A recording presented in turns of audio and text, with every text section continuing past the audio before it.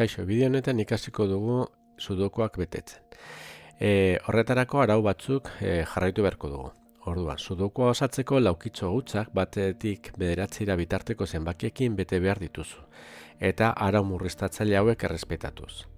Errenkadako erregla, bederatzi lerro horizontaletako bakoitzean batetik bederatzira bitarteko zenbakia behin agertu behar dira eta ezin dira errepikatu.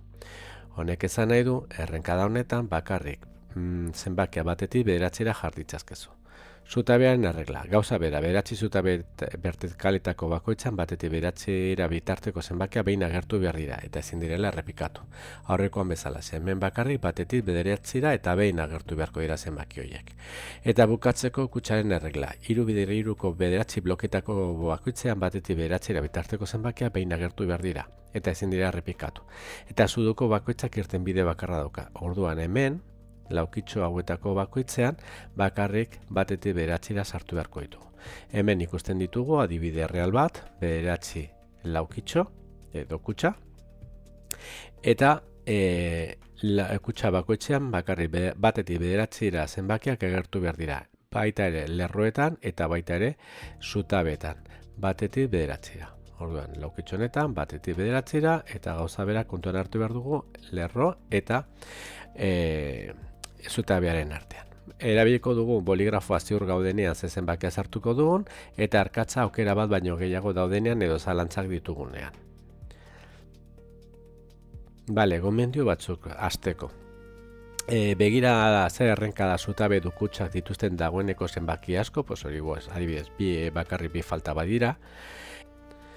Eskaneatzeko teknika ere bai, honetan aukeratu zenbaki bat, adibidez bata, eta begiratu zein kutsatan falta da, gurutzatu zenbaki hoien dagoen errenkadak eta zutabeak eta baztertzeko zen lauki geratzen den libre ikusteko. Eta erabili arkatza, hori zalantzak baldin eta badituzu. Bale, guazen bilatzera bat zenbakia falta diena. Kutxa honetan ja badago bat zenbakia, orduan ez dago. Hemen bai falta dela bat zenbakia. Orduan markatzen ditugu bi bat zenbakiak eta ikusten dugu erdiko kutxa horretan bakarrik posible egon daiteke hor goian. Bestetan ja automatikoki blokeatuta gelditzen zelako. Orain bagoaz begiratzera eskerreko bigarren zutabea, kutxan. Hemen ikusten dugu lehendabiziko zenbakia markatzen duela eskubikoak, eskerrek eta erdikoak. Beraz, bakarrik hor jarri dezakegu bat zenbakia. Goazen orain begiratzera, eta hemen ikusten dugu zulo bat bakarri dagoela, gero begiratuko dugu. Orduan hemen erdiko bata horrekin eta eskerreko horrekin okupatzen ditugu hiru gelazka horiek, bakarrik libre gelditzen zaigu goiko eskerrekoa eta horrela markatzen dugu. Hemen baita ere falta da bat zenbakia eta daukagu hori mugatzen duena alde hortatik eta bakarrik libre gelditzen zaigu erdiko gelazka. Orduan hor jartzen dugu bat zenbakia. Beheko kutxa horretan eskerreko bat zenbakiak okupatzen ditu bigoikoak eta bakarrik libre gelditzen zaigu eskerreko behekoa. Eta gauza bera gertatzen da erdiko beheko horrekin. Orduan libre gelditzen da bigarren erdiko eskubiko gelazka. Hor jarri beharko dugu. Eta horrela zeia ditugu dagoeneko ja bat zenbaki guztia jarrita. Goazen gauza bera egitera bi zenbakiarekin. Non falta zaigu bi zenbakia, bakarrik beheko erdiko kutxa horretan. Eta ikusten dugu ze gelazkak okupatzen dituzte besteak, orduan libre gelditzen zaigu beheko erdiko hori. Eta bi zenbakiarekin baita ere bukatzen du. Goazen bilatzera hirugarren zenbakia. Hirugarren zenbakia markatzeko eta hemen konturatzen gara badakagula kutxa bat non bakarri falta zaio zenbaki bakar bat. Goazen begiratzera zein den faltatzen zaiona eta konturatzen gara faltatzen zaiona dela bosta, batetik bederatzira bosta. Eta jartzen dugu. Bale, jarraitzen dugu hiru zenbakiekin eta begiratzen dugu hor hiru zenbaki horiekin bakarrik gelditzen zaizkugula bi aukera. Hemen zalantza ditugu, izan daitezke bi toki gelazka horietan horregatik hartzen dugu arkatza eta jartzen dugu zenbaki txikiagoak. Orain hartzen dugu erdiko hiru hori Eta hemen ere ikusten dugu falta zaigula zenbaki bakar bat. Zein da hemen falta zaiguna? Pues hemen falta zaiguna da 9 zenbakia. Jarraitzen dugu 3 zenbakiak bilatzen. Orduan, hemen erdizko kutxa horretan bakarri libre gelditzen zaigu 3 bat izateko eskubiko beheko hori. Orduan hor jartzen dugu 3. Oraindik falta zaizkigu beste bi gelaskatan, bi kutxetan barkatu 3 zenbakia. Hemen beheko eskubiko horretan ikusten dugu libre gelditzen dena bakarrik 3 zenbakia jartzeko dela hori. Eta eskerreko beheko horretan ikusten dugu toki bakarra gelditzen dena da beheko erdiko hori. Orduan hor, sartzen dugu ja 3 zenbakia. Eta goian ikusten duzu lehen bagenituen bi zalantza, baina orain ja bat argitu zaigu. Hor ezin dugu jarri 3 bat, zeren beheko kutxan ja jarrita dagoeneko erdiko zutabean. Beraz libre gelditzen zaigun da goiko eskerreko horretan. Eta 3 zenbaki guztiekin ja bukatu du.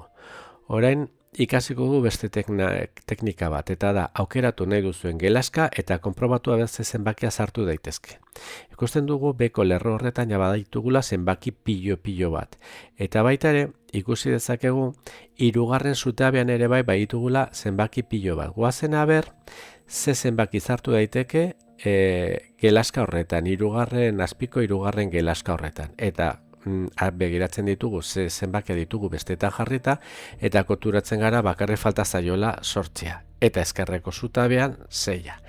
Orain ikusten dugu hor ere falta zaigula zenbaki bakar bat zutabe hori osatzeko eta falta zaigun zenbakia da 5. Orduan hor aztertuta gero hor ikusten dugu falta zaigun zenbakia dela 5. Jarraitzen dugu 5 bilatzen eta hemen konturatzen gara baita ere daukagula kutxa bat non falta zaiola zenbaki bakar bat. Zein da zenbaki hori? Pues zenbaki hori da 4 zenbakia. Vale. Jarraitzen dugu eta ikusten dugu goiko erdiko kutxa horretan pues garbi daukagula non sartu behar dugula 4, zeren beste aldetik beste gelaskak ja okupatuta edo blokeatuta gelditzen dira. Orduan hor falta zaigu beste bat eta kasu honetan zen 9. Bueno, pues horrela joango gara azkar beste guztiak betetzen.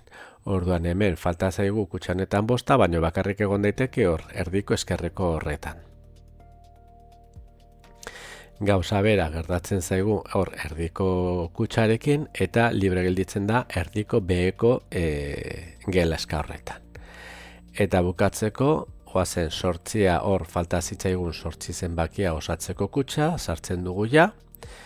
Eta hemen ikusten dugu 8 ere bai beheko eskerreko eskubiko horretan bakarrik jarri dezakegu goiko horretan. Hemen falta zaigun zenbakia bakarri da 6.